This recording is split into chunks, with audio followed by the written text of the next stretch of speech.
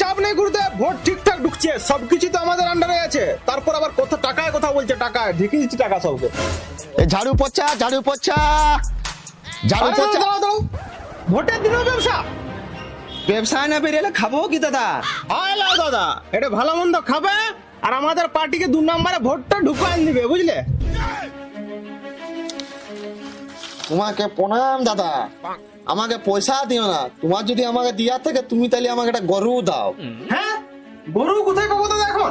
পাবো মানে সামনে ঘোড়া তোরা হাট চলছে, ওইখান থেকে কিনে এনে দাও।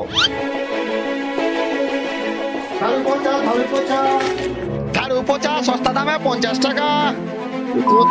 ভোটের সিজনে আজকে মনে হয় বিক্রি হবে নাই।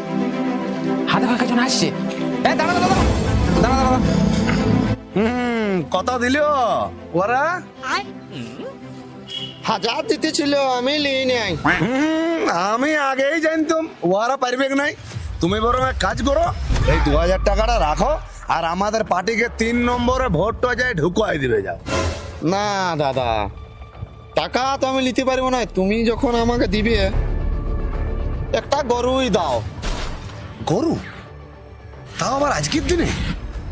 ভোটের দিনে গরু পাবো কোথায়?